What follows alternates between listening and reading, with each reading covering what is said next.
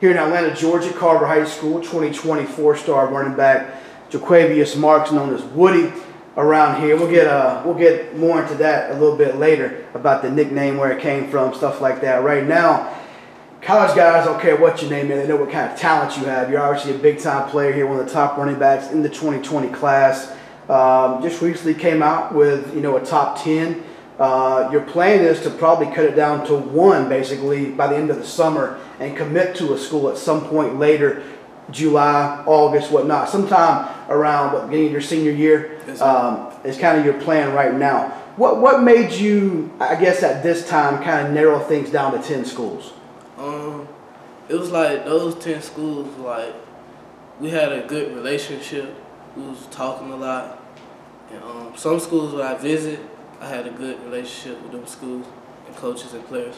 Now, I know you have some other visits coming up in the coming weeks, next couple of months. Some will be unofficial visits, some will be official visits. 2 schools for sure will get officials over the spring and summer. Those are Florida State and Mississippi State, correct? Yes, sir. You've been to both those schools numerous times. FSU recently a couple of times. Mississippi State over the past year and a half, I think, 4 times you said? Yes, sir. What if you had to give me the biggest reasons why those two are still in the mix? What about Florida State first, puts them right in the thick of this race?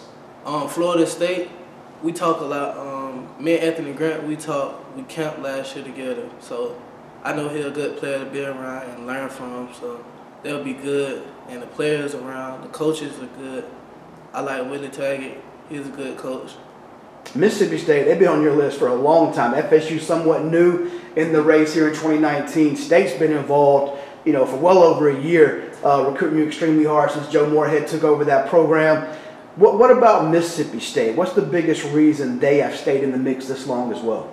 Mississippi State, Coach Moorhead, he's a good coach. I think he's a good coach. The players, the running back group, like when I came, every time I visit, we had like a good relationship with them. And the coach, with the new coach coming in, he's a good coach. When I went up there past month, I liked how he is as a coach and what he's talk about. He just don't talk about football. He talk about life and being a man. A school right here close to home, very close to home, you've been to on an unofficial visit this year already, is Georgia Tech as well. They've come in, Jeff Collins, new head coach, really literally trying to change the culture, 404 the culture. Really has taken things in a different way from Paul Johnson, the way he did things at Georgia Tech. What's been the biggest change in your eyes from, you've been there in the past too, under Paul Johnson, now with Coach Collins there. What's been the biggest difference in a positive way there in Atlanta? The biggest thing is, like, interacting with the players. Like, when we used to go up for a visit for Georgia Tech, it was just all chill, laid back, not very hype about players coming up there. It was just like a chill place. Well, right now they hype, interacting on internet, Twitter, texting a lot, so that's good.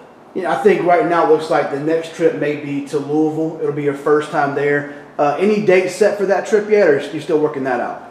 April 27th. Hey, is that going to be an official or unofficial? Unofficial. Hey, what are you looking forward to the most about getting there for the first time and checking out the Cardinals? What I'm looking to the most is like family and looking to my degree up there and more about it.